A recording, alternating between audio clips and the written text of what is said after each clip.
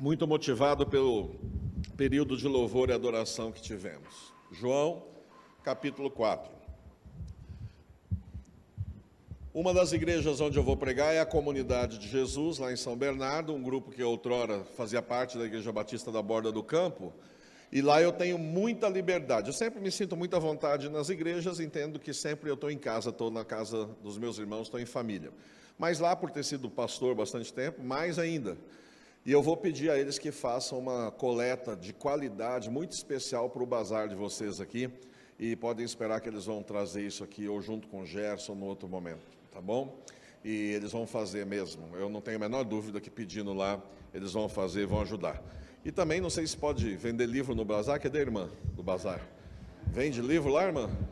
Então o Neto vai separar lá 10 livros desses também para doar para o bazar, para poder, de alguma forma, a gente participar e ajudar também. Capítulo 4 de João, bastante conhecido. Eu vou ler, gostaria que você acompanhasse com atenção aí na sua Bíblia, percebendo a proposta que esse texto traz para nós sobre aquela expressão que o reverendo Celso falou aqui de ampassando, é a verdadeira adoração. Estamos no início ainda de um novo ano, cheio de desafios e que vai nos desafiar muito nesse sentido de sermos ou não verdadeiras adoradores. Esse texto é um texto que fala muito sobre essa temática. Gostaria de ler com você. Diz assim: quando, pois, o Senhor veio a saber que os fariseus tinham ouvido dizer que ele, Jesus, fazia e batizava mais discípulos que João, se bem que Jesus mesmo não batizava, e sim os seus discípulos, deixou a Judéia, retirando-se outra vez para a Galiléia. Então, um pequeno parênteses aqui, de novo que nós temos aqui fariseus procurando, no jargão popular, pelo em ovo. Os fariseus não eram de todo ruim, aliás, você tem a Bíblia como você a tem aí hoje em mãos, pela instrumentalidade dos fariseus na história.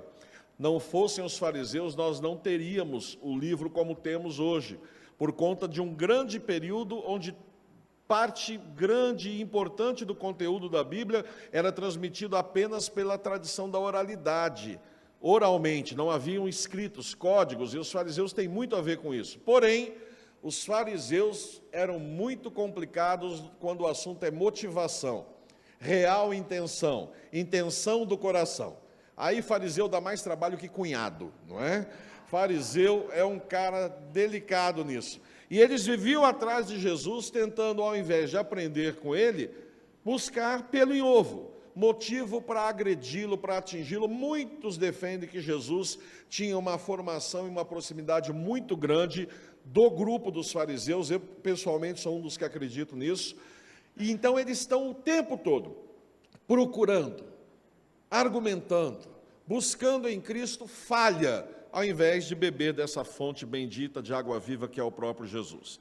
Mais uma vez está acontecendo isso aqui. Como Jesus não gosta de perder tempo com pequenezes, com picuinhas, ele fala, vamos tocar o barco, vamos deixar aqui a Judéia, eles acalmam um pouquinho os ânimos, vamos voltar a Galiléia, afinal de contas temos tanta coisa para fazer, e daqui a pouco a gente volta para essa região. Deixa esses camaradas comigo. E o verso 4 continua: e era-lhe necessário atravessar a província de Samaria. Chegou, pois, a uma cidade samaritana chamada Sicar, perto das terras que Jacó dera a seu filho José. Estava ali a fonte de Jacó, cansado da viagem, assentara-se Jesus junto à fonte por volta da hora sexta, mais ou menos 6 da tarde, fim de dia. Nisto veio uma mulher samaritana tirar água, e disse-lhe Jesus: mulher, dá-me de beber, pois seus discípulos tinham ido à cidade para comprar alimentos. Então lhe disse a mulher samaritana: como sendo tu judeu, pedes de beber a mim, que sou mulher samaritana? Porque os judeus não se dão com os samaritanos. Replicou-lhe Jesus: ah, mulher, se conheceras o dom de Deus, e quem é o que te pede, dá-me de beber, tu lhe pedirias, e ele te daria a água viva. Respondeu-lhe ela: Senhor, tu não tens com que atirar, e o poço é fundo. Onde, pois, tens a água viva? És tu, porventura, maior do que Jacó, o nosso pai, que nos deu o poço, do qual ele mesmo bebeu, e bem assim seus filhos e seu gado? Afirmou-lhe Jesus: quem beber dessa água tornará a ter sede. Aquele, porém, que beber da água que eu lhe der, nunca mais terá sede. Pelo contrário, a água que eu lhe der será nele uma fonte a jorrar para a vida eterna. Disse-lhe a mulher: Senhor, dá-me dessa água, para que eu não mais tenha sede, nem precise vir aqui buscá-la. Disse-lhe Jesus: ok, vai, chama teu marido e vem cá. Ao que lhe respondeu a mulher: não tenho marido. Replicou-lhe Jesus: bem disseste, não tenho marido, porque 5 maridos já tiveste, e este que agora tens não é teu marido. Isso disseste com verdade. Senhor, disse-lhe a mulher, vejo que tu és profeta. Nossos pais adoravam neste monte. Vós, entretanto, dizei que em Jerusalém é o lugar onde se deve adorar. Disse-lhe Jesus: mulher, podes crer-me que a hora vem, quando nem nesse monte nem em Jerusalém adorareis o Pai. Vós adorais o que não conheceis. Nós adoramos o que conhecemos, porque a salvação vem dos judeus. Mas vem a hora, e já chegou, em que os verdadeiros adoradores adorarão o Pai em espírito e em verdade, porque são estes que o Pai procura para seus adoradores. Deus é espírito e importa que seus adoradores o adorem em espírito e em verdade. Eu sei, respondeu a mulher, que há de vir o Messias chamado Cristo. Quando ele vier, nos anunciará todas as coisas. Disse-lhe Jesus: eu o sou, eu que falo contigo. Nesse ponto chegaram seus discípulos, se admiraram de que estivesse falando com a mulher, todavia nenhum lhe disse que perguntas ou por que fala com ela. Quanto à mulher, deixou o seu cântaro parece um vaso, né? Caiu o cântaro e quebrou. Cântaro, a bolsa de couro, onde se carregava água nesse tempo aqui. Foi à cidade e disse àqueles homens: vinde comigo e vede um homem que me disse tudo quanto eu tenho feito. Será este, porventura, o Cristo, o Messias? Saíram, pois, da cidade e vieram ter com ele. Até aí, minha irmã, meu irmão. Curve sua cabeça mais uma vez. Senhor, pastor Celso já orou aqui por esse momento e nós queremos só de novo dizer amém para aquilo que ele pediu. Como fogo que lava, como chuva que abrasa, que seja assim, que sua palavra não passe por nós sem deixar um sinal. Vem sobre nós, Espírito Santo, essa é a nossa única chance aqui essa manhã. Sopra o teu vento, aplica a tua palavra ao nosso coração, usa a tua palavra em nosso favor, te pedimos singelamente, Senhor, precisamos dela. Traz, Senhor, renovação ao cansado, ao exaurido, faz ficar de pé nessa manhã através da tua palavra, corrija a rota daquele que se perde, consola o aflito, enfim, ó Deus, tu sabes o que precisamos. Contamos com o Senhor, Espírito Santo de Deus, confiamos em ti e queremos sair daqui debaixo da tua graça, mais parecidos com Jesus e mais habilitados para todo o desafio do reino e da vida. Que seja assim para a tua glória. Amém e amém. É um texto bastante conhecido, você já leu, já estudou, já ouviu, e eu quero só relembrar então algumas coisas que estão aqui no texto. Eu digo sempre aos alunos na aula de homilética lá no seminário, que um bom pregador, e não que eu seja, mas gostaria muito que eles fossem, ele já ajuda muito se ele sair da frente do texto, e não atrapalhar. Se ele apresentar o texto à pessoa, falar: olha aqui, fulano, esse é o texto, esse é o fulano, muito prazer, pode se abraçar, se encontrem e sirvam-se à vontade. Nessa manhã, o que eu gostaria que você, de novo, relembrasse, se encontrasse com esse texto, e eu vou sugerir que partamos do verso 4. Olha aí na tua Bíblia. O verso 4 diz que nesse intento, que nessa decisão de Jesus, de então deixando os fariseus ali com os seus botões brigarem, ele diz: gente, vamos fazer o seguinte, vamos aqui da Judéia para Galiléia. Se você olhar no mapinha lá no fim da tua Bíblia, linha reta, Judéia, Galiléia aqui, Judéia aqui, Galiléia lá em cima, e no meio do caminho Samaria, é verdade, está bem no meio, quase passagem certa. E o texto diz no verso 4 que é necessário atravessar a província de Samaria. Mas eu gostaria de começar por aqui, porque não é necessário passar por Samaria. Há um consenso entre os estudiosos do Evangelho de João, então fique tranquilo, né? Isso não é mania de professor de teologia dizer que não quando a Bíblia diz que sim. Há uma explicação para o fato de não ser necessário passar por Samaria, embora o texto diga é necessário. É que essa necessidade aqui não é uma necessidade do ponto de vista físico. não é uma necessidade do ponto de vista geográfico, não é uma necessidade que se assenta, que se enraiza numa necessidade geograficamente colocada. Necessário aqui diz respeito a alguém que de fora da cena olha para a cena e diz, deve ser assim. Ou seja, é uma necessidade do ponto de vista de Deus, é uma necessidade que está na agenda do Pai, diz respeito ao trabalho, à ação messiânica de Jesus. Vocês sabem que esse texto não foi escrito em português no seu original, bom seria se fosse. Não é? Eu que sou mineiro adoraria se fosse o ai, nós, trem, coisa, treco, mas não é. Ele nasceu no grego. E se ele tivesse aqui nas nossas mãos em grego, ficaria mais fácil até a gente perceber isso. Porque o grego tem construções verbais que mostram passividade da palavra, ou seja, é uma palavra passiva, ela sofre ação de fora, é o caso aqui. Quando você for a Florianópolis nos visitar, é necessário passar pela ponte. E aí é necessário mesmo, fisicamente, geograficamente, a não ser que você vá nadando ou de avião. Se você for de carro, a pé, cavalo, moto, bicicleta, qualquer coisa que toca ao chão, você só entra em Florianópolis passando pela ponte. É necessário passar pela ponte, não tem outro jeito. A ponte nos liga ao mundo. Se aquela ponte explodir, nós estamos ralados. É o único contato que a gente tem. É uma ilha, como diz o nosso hino, que não é o oficial, mas é o que gostamos mais lá, um pedacinho de terra perdido no mar e ligado a todo o resto do mundo por uma ponte. Lá sim, a necessidade é física, é geográfica, entende isso? Aqui não. Aqui a palavra necessário diz respeito a uma necessidade do ponto de vista de Deus. E aí uma pergunta vem na cola disso, obviamente. Por que Jesus tinha que passar por Samaria?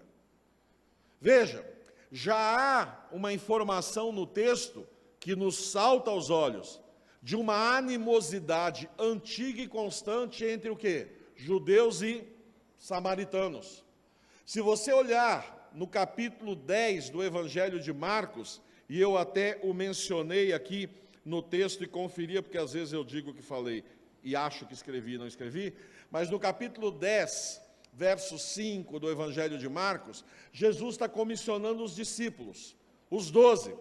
Está dizendo para ele, ó, vocês vão, vocês anunciem o Evangelho, preguem a boa nova de libertação. Agora, em cidade samaritana, vocês, por favor, não entrem. Então, há uma animosidade presente ali. E Jesus não faz nenhuma cerimônia em dizer para eles, deixa os samaritanos comigo, eu resolvo depois. E vai resolver aqui, inclusive. Diz, não entra não, porque não combinam. E não é não combinam, eu gosto de mussarela, eu gosto de calabresa. Não, a coisa é mais grave. Eles se odeiam. No próprio Evangelho de João, no capítulo 8, se você der uma espiada depois na tua Bíblia, tem uma hora que os fariseus, de novo, não é? Estão brigando com Jesus e eles querem ofendê-lo. Como é que eles o ofendem? Você parece que está samaritando, não é? Que nem falar para mim, você parece que está palmeiresiando, sei lá, não é? É ofensa. E para eles, não, entendo aí, os palmeirenses depois me batem aqui. Mas percebe, no Evangelho de João é real, pode ver lá. Eles dizem para Jesus, por que ages como samaritano? Por que decaístes tanto na tua postura? Há uma animosidade. Então, realmente, Jesus não mandaria esses camaradas passarem no lugar inóspito, onde ele mesmo disse, não passem. E se agora ele resolve passar por lá, é porque algum motivo muito especial há. Por que Jesus precisava passar por Samaria? Se a rota que mais se usava era subindo, cair um pouco para a direita, dar uma espécie de drible da vaca em Samaria, retornar e subir. Essa era a rota que virou a rota oficial dos judeus, para não passar em Samaria. Se odiavam. Por que Jesus então precisa passar por lá? Esse texto tem algumas pistas importantes para nós. Eu quero ser breve nas duas primeiras questões e me deter um pouquinho mais na terceira. Primeiro, por que Jesus precisa passar em Samaria? Um pregador das antigas, querendo falar isso que eu vou falar agora, ele diz que Jesus precisava passar em Samaria porque aquela era uma região minada. Minada. O que são minas? O que são minas? Dependendo de onde você estiver, né? Se for na Zona Norte, as minas, paus, mano, pum, não é? Mas a gente sabe que não é disso que nós estamos falando. O que são minas? Artefatos bélicos. Aqueles dispositivos usados em situação de guerra, via de regra, para quê? Para, encamuflando-se as minas, e o inimigo não as percebendo, pise em cima e exploda. Eu fiquei lá em Angola dando curso para os pastores de lá, de formação. Angola é o maior contingente de mutilados de guerra em toda a terra, especialmente por acidente de minas. Então eu dei aula para várias pessoas que chegavam lá sem um dos membros. Havia um diácono da Igreja Batista que não tinha as duas pernas. E ele ia toda tarde assistir a aula, ele ia com a bicicleta adaptada, ele pedalava, na verdade, com as mãos. E aí então ele chegava, acomodavam lá, e ele sem as duas pernas perdeu as duas pisando em mina. Por isso a Lady Diana pagava do próprio bolso aquela ONG, não é? Para que buscasse as minas e desarmassem, evitando que pessoas pisassem, especialmente as crianças. Minas. Essa é uma região minada. E aí você diz, mas Marcelão, já existia mina naquele tempo? Dessas não. Agora são outros tipos de minas aqui. Por isso o pregador lá atrás usava a figura da mina. Que mina? Minas existenciais. Minas de discórdia, de desamor, de desafeto, de falta de perdão, de falta de respeito pelo diferente, de falta de compreensão. Veja que a mulher se assusta quando Jesus fala com ela, não é? Mulher, me dá de beber. Ela toma um choque. Ela diz, Senhor, como sendo tu judeu, pede água, pede de beber a mim que sou. E ela coloca os dois defeitos dela, né? Entendo, mulheres, defeito para eles lá, não me joguem o sapato. Os dois defeitos dela, primeiro é mulher e segundo é samaritana. Por que mulher? Nessa cultura, sabemos, a posição machista é muito ferrenha. E aí as mulheres dizem, aqui também, pastor, mas minhas irmãs creiam, dá para piorar. Lá era bem pior. Vocês sabem que na tradição dos judeus, na sua ortodoxia mais clássica, essa é uma oração que ainda hoje se repete nas sinagogas ortodoxas. Os homens que estão lá, porque as mulheres ficam fora, os homens dizem amém ao final, quando ele diz, obrigado, Javé, por eu não ter nascido nem escravo, nem gentil, nem mulher. Levando em conta que várias vezes eles trocam a palavra gentil por cão, muitas vezes a oração é feita assim, obrigado Deus, Javé, por eu não ter nascido nem cachorro, nem escravo, nem mulher. Daí a história da mulher, porque a migalha da mesa dos cães, não é? Senhor, também os cães, ela é gentil, ela sabe como ela é tratada. Coisa triste, mas para ela isso aqui é café pequeno, infelizmente. É uma tradição de fato machista, onde as mulheres pagam alto preço, não é, por serem mulheres. E hoje, graças a Deus, muita coisa mudou. Mas ela diz, eu sou mulher, ele é um rabino, um mestre. Um rabino não conversa em público com uma mulher. O rabinato ortodoxo em Israel, inclusive até hoje, fica até patético. Se uma mulher vai falar com o rabino, ela muitas vezes se dirige ao secretário do rabino, e ele então ouve e diz para o rabino o que ela quer, e o rabino então responde pelo telefone sem fio. Para quê? Para ele não se contaminar com a mulher, afinal de contas ele é um rabino, um separado para as coisas santas de Deus. Além de ser mulher, ela é samaritana. E ela então se espanta com isso. Ela diz, Senhor, como pode? Eu sou gentia, eu sou samaritana. Ela sabe da animosidade presente. Outra oração que se faz na tradição dos meus vovôs judeus, não é? Obrigado, Deus, por ter criado os gentios, porque eles são o combustível para o fogo do inferno. Palavras comuns na tradição dos judeus. Maldita a parteira que ajudaram uma gentia a dar à luz. Maldita duas vezes, porque ajudou uma gentia e porque colocou mais um gentil no mundo. Percebe que a animosidade não é pouca? E agora um homem olha para ela com carinho, com afeto, sem chaveco, sem segunda intenção, com pureza, abrindo, inclusive, a sua carência, a sua sede, e diz para ela, dá-me de beber. E ela olha para aquele homem, sabendo dessas minas todas que existem entre judeus e samaritanos, é como se ela dissesse, mas como é que você me pede isso? Entre eu e você, tem um monte de mina aqui. E é assim ainda hoje, não é? As nossas Samarias existenciais estão muito minadas ainda. E esse cotidiano com o qual a gente convive é uma grande Samaria cheia de minas. Quanta violência, quanta ira, quanto ódio, quanta morte à toa, quanto tiro por nada. E aí traz para o teu universo mais próximo, quanto casamento minado, quanta relação pai e filho, onde tem uma mina no meio prestes a explodir. Às vezes até no relacionamento eclesiástico. Eu vou muito por aí, algumas igrejas, rapidamente eu percebo, eu falo, eu estou pisando em campo minado aqui, se bobear eu explodo. E é triste pensar isso no contexto da família da fé. Mas nós somos uma raça que tem colocado muitas minas ao longo das Samarias que percorremos. E Jesus adora desarmar uma mina. Jesus adora tirar da mina o seu poder de destruição. Ele adora transformar desafeto em afeto, impossibilidade em possibilidade. Ele adora fazer isso que ele está fazendo com essa mulher, mostrando que aquela relação que deveria ser em tese tensa, pouco cortês, desagradável, pode se tornar uma relação gostosa, onde ambos crescem, onde a sede de vida se sacie. Por isso ele passa ali. Aquela é uma região minada e ele quer desarmar as minas. Veja, não é só a mulher que se surpreende, tem mais gente na cena que se surpreende. Quem é que se surpreende que Jesus está ali com ela? Os discípulos, ou seja, quem? A igreja. Os discípulos são a igreja no Novo Testamento. A igreja ainda muitas vezes se assusta com os atos da graça de Deus. Eu digo lá na minha igreja, eu acho engraçado que vocês não se assustam com a miséria do mundo, vocês não se assustam com a injustiça social, vocês não se assustam com as maluquices que esses caras pregam na televisão, vocês não se assustam com o conteúdo das novelas, vocês não se assustam muitas vezes com os seus filhos veem na internet, mas se assustam quando Jesus manifesta a graça.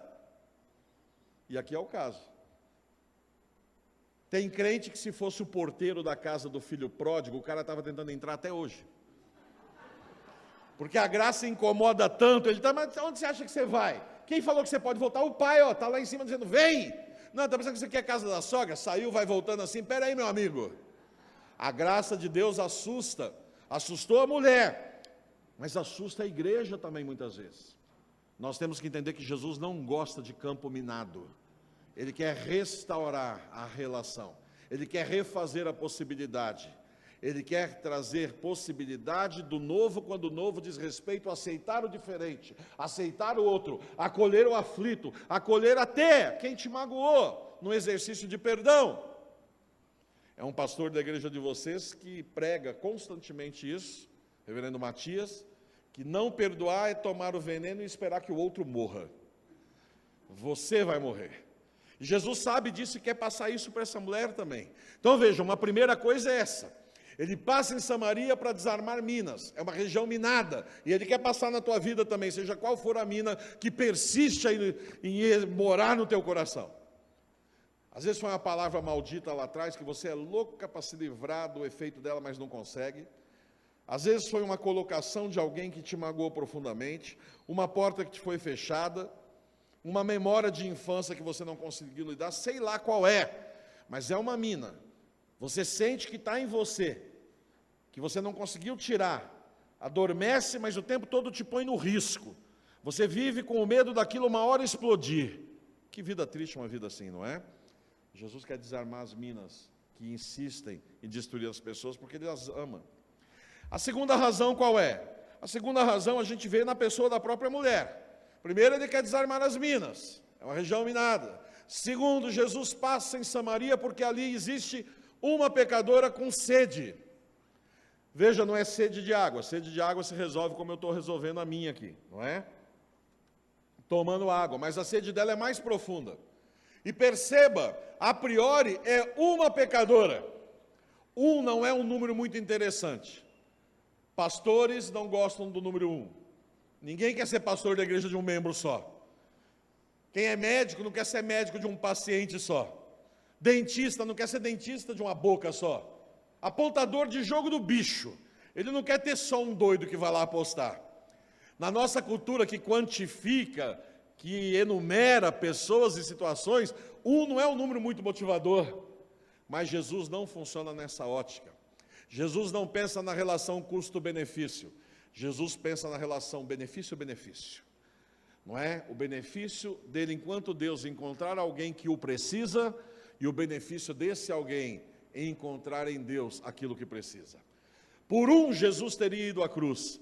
Um seria um número suficiente para levar Jesus à cruz do Calvário. Imagine muitos. Mas ele dá a volta, e por uma pecadora, ele faz esse jogo todo de agenda e passa em Samaria.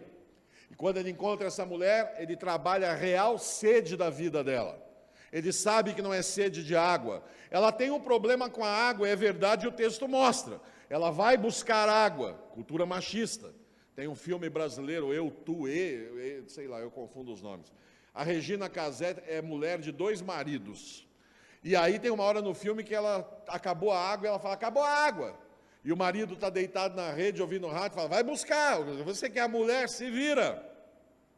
E aqui temos uma mesma cena. A mulher, 6 da tarde, buscando água. Já devia ter cuidado de filha, arrumado roupa, cozinhado o guisado, assado o pão. Por que o marido não foi? Ah, não dava, ele está lá na rede, está ouvindo o jogo, Jerusalém contra Samaria, está 4-3, não dá para largar. Vai tu que é mulher, quem mandou? E ela vai. E chega lá, Jesus toca com sabedoria na carência dela. Uma mulher com sede, tendo que ir ao poço várias vezes, Jesus fala de uma água que em se bebendo uma vez, nunca mais se tem sede. Ela fala, nossa, eu quero, até eu gostaria. Eu quero. Alguém já disse com propriedade como Jesus aplica a coisa certa, a situação certa, não é? Se ele dissesse, por exemplo, vou transformar essa água em vinho. Ela diz, é isso mesmo, minha vida já está uma desgraça, eu já tomo um porre, já fico por aqui caída. Não é a situação daquela mulher. Para aquela mulher a situação é outra. Qual é?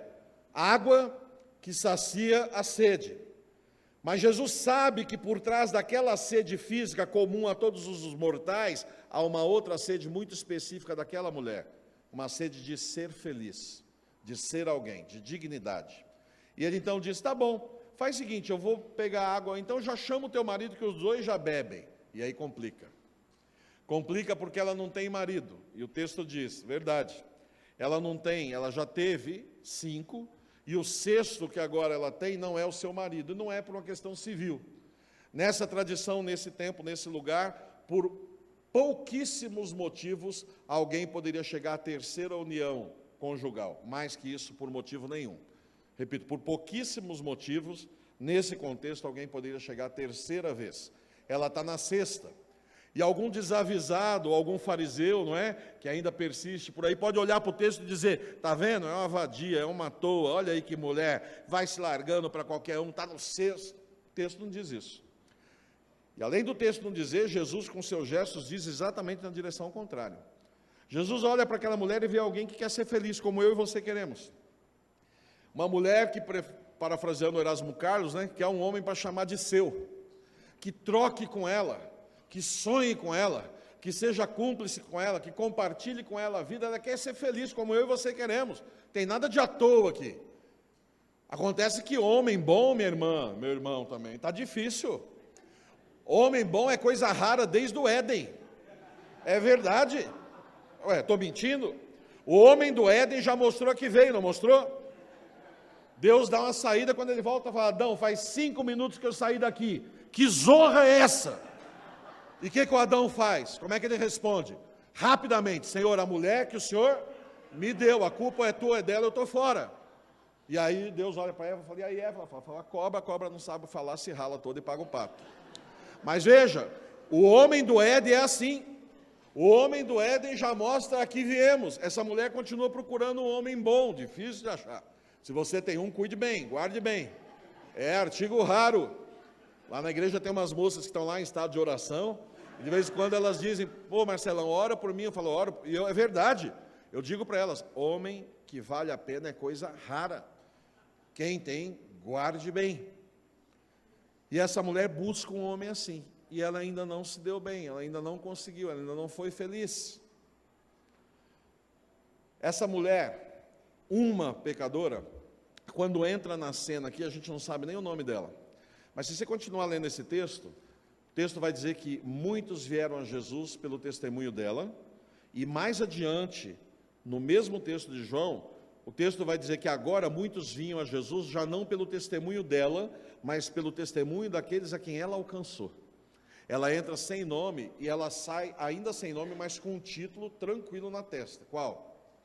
Evangelista, missionária, proclamadora das boas novas, alguém que prega a verdade e a bênção que lhe alcançou. Ela passa essa água para frente. Essa é a segunda causa porque Jesus passa por Samaria. Primeiro, porque é uma região minada. Segundo, para com essa mulher ensinar para nós como ele ama todo homem e toda mulher que carece dele, que tem sede de vida de verdade. William Barclay, o grande comentarista escocês, dizia: não chame indigno a ninguém por quem Cristo morreu. A ninguém, do mais vil dos pecadores ao mais singelo dos santos. Não chame ninguém de indigno se Jesus morreu por ele. Alguma dignidade há, precisamos ajudá-lo a perceber. Mas a terceira coisa, e o tempo corre e eu quero terminar com ela, pela qual Jesus passa nessa região, diz respeito ao que eu falei no início, a adoração.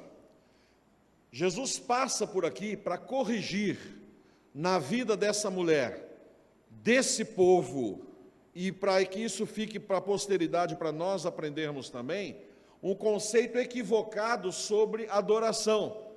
E aqui adoração é um guarda-chuva onde várias palavras cabem embaixo. Oração, jejum, práticas devocionais, espiritualidade, piedade, tudo isso cabe debaixo desse grande guarda-chuva que eu estou chamando aqui pela palavra adoração. Jesus passa por Samaria para corrigir uma ideia errada que esse pessoal tem sobre o assunto adoração. Olha aí no texto. É interessante que quando ele fala para ela, chama o seu marido, no verso 18, e vem, e ela diz que não tem marido, e ele então diz, é verdade, você não tem. Você já teve 5 e o sexto.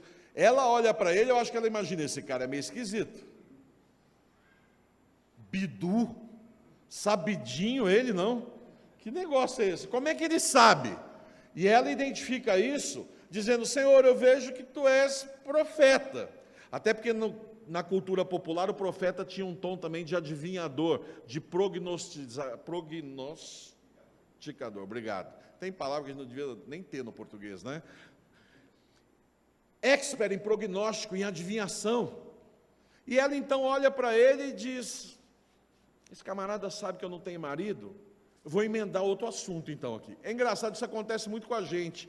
Quem é pastor, professor de teologia, você está numa festa de aniversário de 5 anos, é moleque passando, é brigadeiro, coxinha, quibe, e um tropeça, outro levanta, e estão falando de futebol, e o Corinthians, e o Palmeiras, e o São Paulo, e de repente o cara olha para você e fala, você faz o quê? Ah, eu sou pastor. Nossa, o cara para o cortejo e te mete uma pergunta, vem cá, aproveitando, Adão tinha umbigo, mas sei lá se o Adão tinha umbigo, mas o cara pega o gancho, não é assim? Se sou eu no avião, o cara do meu lado, por algum motivo, eu sou cardiologista. Fala, doutor, na boa, não é querendo ter consulta, mas de vez em quando eu sinto um incômodo aqui, como é que é esse negócio de... É meio comum isso. Parece que aqui está acontecendo algo semelhante. Ou ela quer sair do assunto do marido, porque realmente é um assunto que certamente a incomodava, não é? Mexe muito com as suas dores pessoais, mexe muito com a sua história, com o seu passado, ou ela, de fato, em vendo que esse cara é diferente, porque ela vê que Jesus é diferente. Ela fala, um homem que me percebe com essa sensibilidade, um homem que responde aos anseios da minha alma sem nunca ter me visto, um homem que olha nos meus olhos e me lê por dentro, um homem que conhece o mais íntimo das aflições da minha alma. Isso não pode ser só um homem, tem mais aí. Tem mais que um homem aí. E ela identifica isso com a expressão profeta, um enviado de Deus.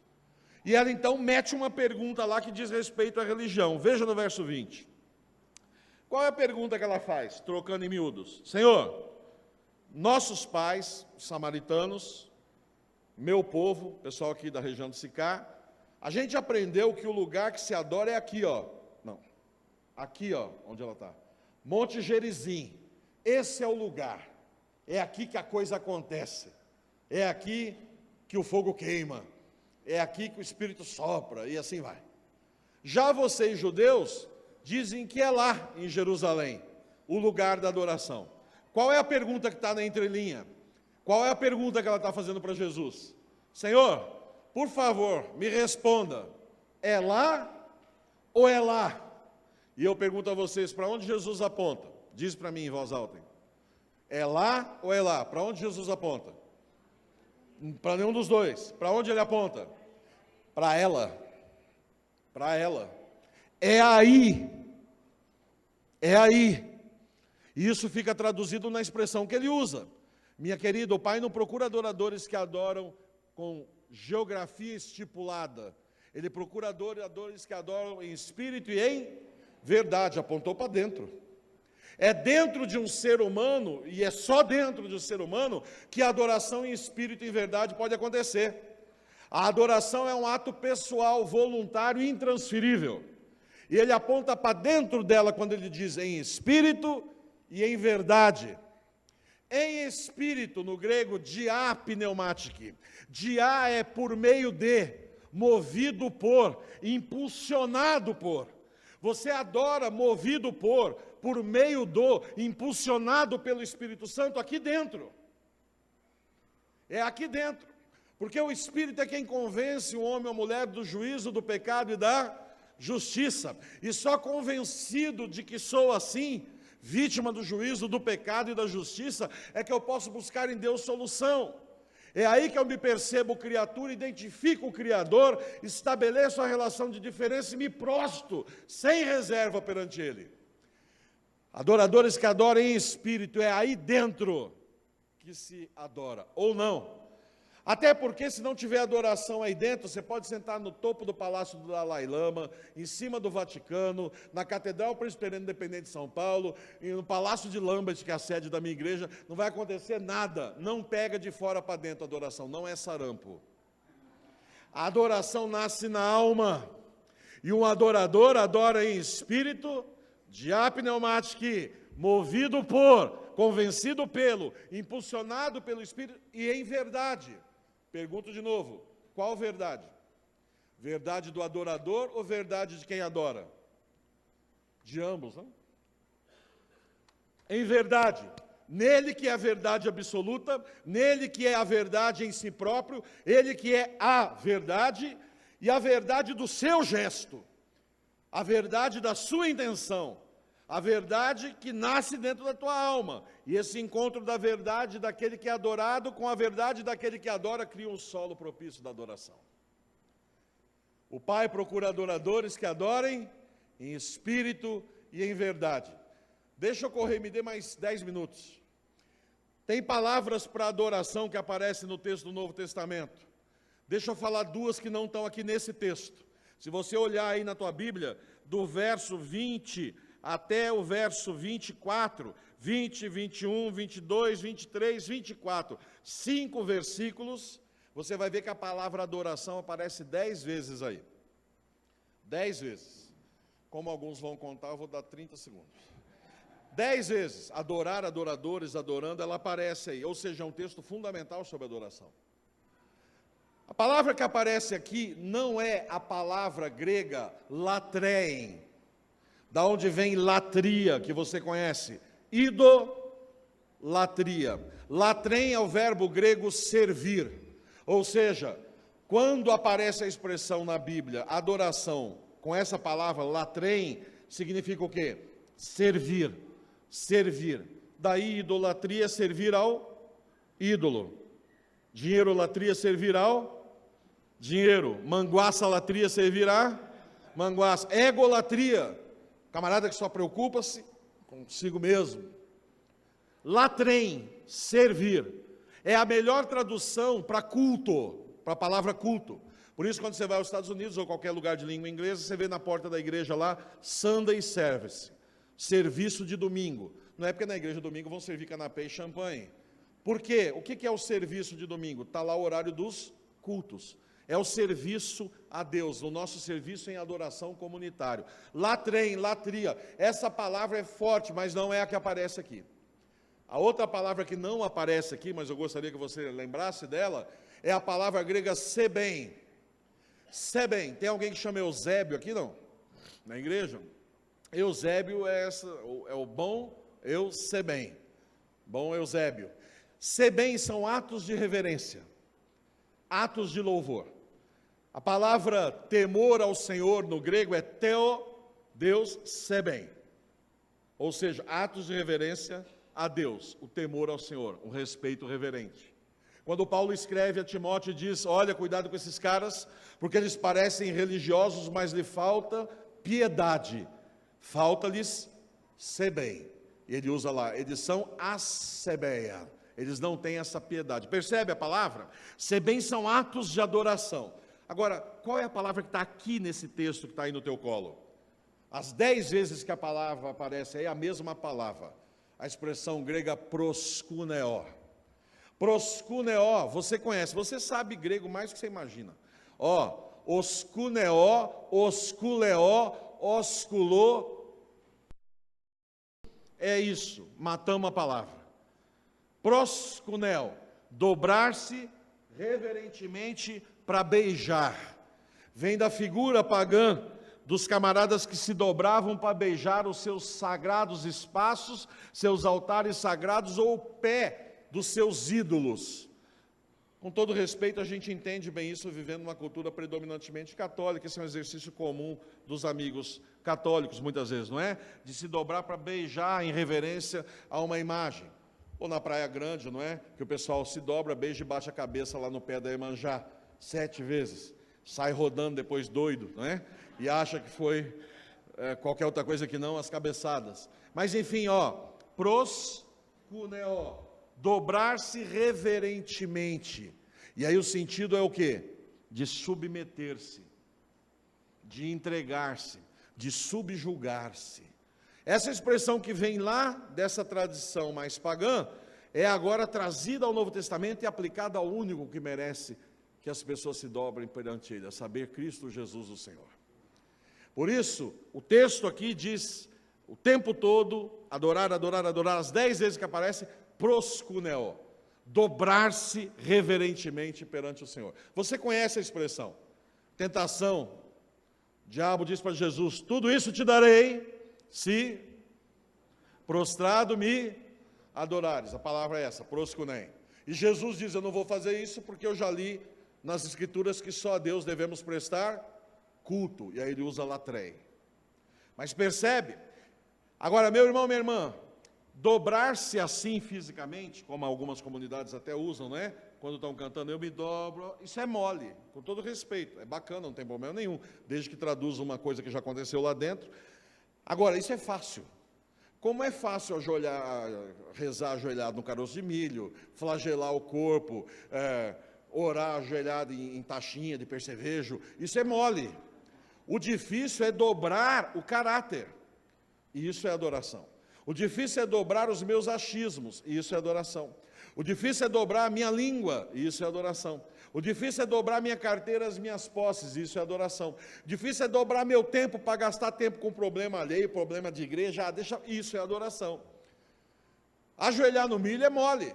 O duro é eu olhar para a Sandra e falar, meu amor, eu errei, eu fui um cavalo, eu atravessei o samba, me perdoe, você estava certa. Isso é difícil. Difícil é olhar para o neto e falar, filho, segue o pai, vem na cola porque eu estou copiando Jesus, pode fazer igual que eu garanto. Isso é difícil. Isso é adoração. Esse é o dobrar-se reverente, e esse dá trabalho. E eu quero terminar te lembrando que nesse texto, o texto afirma que o Pai procura gente assim. E eu te pergunto, por que Deus procura? Por que o Pai procura? Tem alguma coisa que Deus não sabe onde está? Sim ou não? Hein? É mole, né? Uma dedução filosófica, filosofia de boteco. Se tem alguma coisa que Deus não sabe onde está, essa coisa imediatamente assume o lugar de Deus, porque ela impõe a Deus um limite, e Deus é por essência ilimitado, não é assim? Deus não tem limite. Se alguma coisa limitar a Deus, essa coisa assume e Deus se aposenta, essa coisa da doravante é Deus. Deus sabe tudo, não sabe? Claro que sabe. Essa é uma pergunta que a filosofia chama de socrática. Não é para ser respondida daqui para lá, é para ser meditada para dentro aqui. É a pergunta do Éden, de novo. Quando Deus chega e vê aquela bagunça toda, e o Adão diz, não é? Ah, Senhor, antes daquilo, quando Deus chega, o que Deus tem que perguntar? Como é que Deus chega na cena? Adão, aonde estás? Deus não sabia onde Adão estava? Adão é que não sabia onde ele estava. A pergunta é para ele. Ele é que tem que parar e falar, onde eu estou? O que eu estou fazendo? Que maluquice é essa que me deu de achar que eu posso virar Deus? Que loucura é essa que está dominando a minha alma? Adão, falar com ele mesmo, o que você está fazendo? E ainda botando a Eva em risco, porque ele era o responsável, para que a Eva também não fosse lá, mexer onde não foi chamada. As más línguas dizem que a Eva nem queria comer o fruto, né? Mas a cobra falou, come Eva, emagrece. E aí a mulher comeu, não é? Mas isso quebra um pouco né, do Éden, mas é verdade, o Adão não sabia onde ele estava, e ele precisa saber, e agora, de novo, Deus procura adoradores. Por que, gente, Deus procura adoradores? Ele não sabe onde eles estão? O procura aqui não é procura como quem tateia no escuro. Sabe quando apaga a luz, dá um blackout na cidade, e aí você sai procurando porque você sabe que tem um toco de vela na cozinha, ele está numa das 15 gavetas, e aí você fica, não é? A luz já voltou, mas você nem se toca, porque você está procurando no escuro. Não é esse tipo de procura. O procura aqui, entenda, tem um tom de Deus espera que se apresentem. Deus espera que se apresentem. Se eu estiver passando aqui na frente com o meu carro, indo para outro lugar e furar um pneu aqui na porta, e eu não estou com macaco, é a hora da reunião de vocês, eu vou vir aqui, e aí o meu filho vai falar, pai, o que você vai fazer? Eu falei, não, peraí, eu vou ali na igreja procurar alguém que me ajude. Entenda, eu não venho procurar assim, será que eu vou achar alguém que me ajude? Não, eu não tenho a menor dúvida que alguém vai me ajudar. É minha família da fé, são meus irmãos. Eu espero que mais de um, quando eu falar do problema, não, vamos lá, Marcelão, eu te ajudo. Percebe? Não é um procura de apostar no escuro, será que eu vou achar? Não, eu só venho aqui esperando que se apresentem. Essa é a ideia do Deus que procura adoradores. Paulo traduz isso escrevendo aos Romanos, apresentai-vos, não é? Apresentai a Deus os vossos corpos, apresentem-se a Ele, Ele espera que vocês se apresentem. Nessa tarde, quase tarde já, né? Já tarde, eu já fui para além do tempo, me perdoem, eu gostaria de perguntar para você, como é que está a tua vida de adoração? Para esse ano que se inicia. Você já combinou com Deus de dobrar sem reservas todas as áreas da vida? Dobrar seu caráter, seus achismos, sua língua, para que nessa procura de Deus Ele tenha a alegria de te encontrar, se apresentando, se colocando perante Ele como verdadeiro adorador. O Pai procura adoradores que adorem em espírito e em verdade, e Ele espera que eles se apresentem. E eu gostaria muito de, pela fé, acreditar que nessa manhã, me ouvindo aqui, estão vários desses homens e mulheres que dirão sim para essa procura de Deus, que darão a Ele a alegria de encontrar vocês e encontrar em vocês verdadeiros e verdadeiras adoradores, que se dobram reverentemente, não mais para beijar fisicamente, mas para com gestos beijar, para com a alma beijar, para abraçar o amoroso Deus com os nossos atos de misericórdia e de serventia a Ele, que é o único digno de toda adoração, de toda submissão, de toda sujeição. Curve sua cabeça, vamos orar mais uma vez.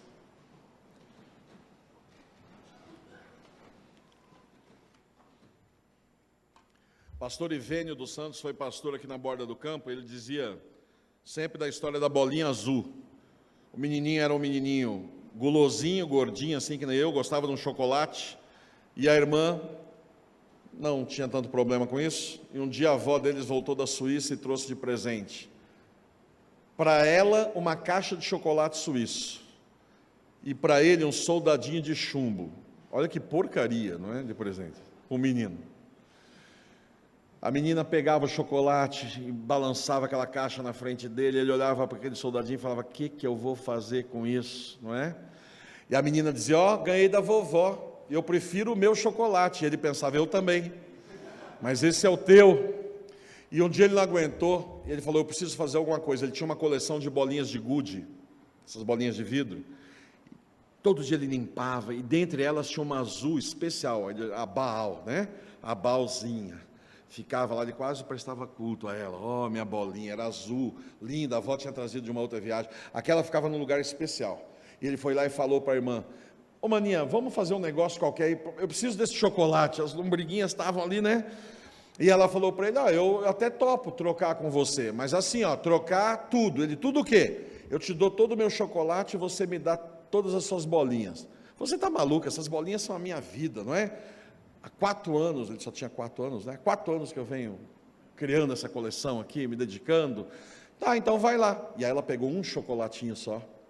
Aquele chocolate que antes de você comer ele te come, não é? E ela, cruelmente assim, colocou na boca e deu aquela puxada na frente dele.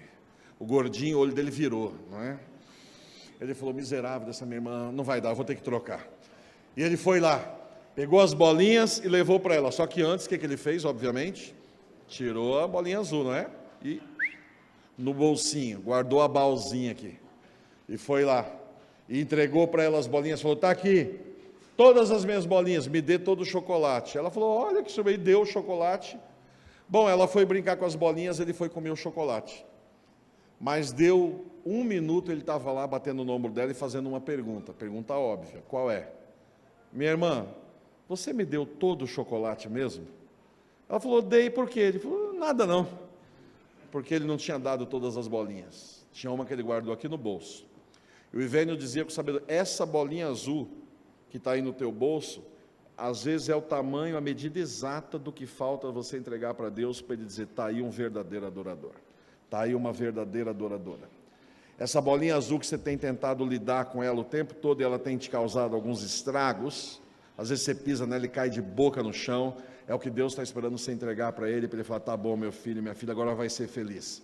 Essa bolinha azul não te pertence, me dá ela, você vai ser mais feliz sem ela, deixa que eu cuido dela, me dá e vai ser adorador e adoradora de verdade, vai viver a felicidade de viver no meu reino, na minha vida e na minha casa. Deus quer de você hoje a bolinha azul, para esse ano, para que ela não te atrapalhe mais. Eu não sei qual é a tua, mas você e Deus sabe. Entregue para Ele nessa manhã e vai ser feliz, como adorador e adoradora.